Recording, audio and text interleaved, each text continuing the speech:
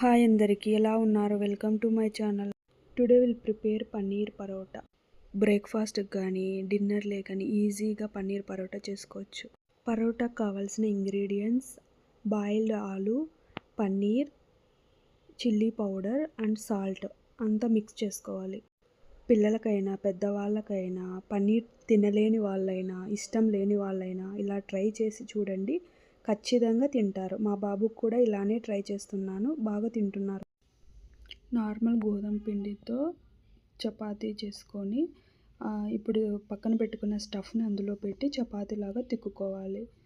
తిక్కుకున్న తర్వాత pan heat చేసుకొని pan heat అయిన తర్వాత ఆ పరోటాని దాని మీద పెట్టుకొని రెండు వైపులా కాల్చుకోవడమే.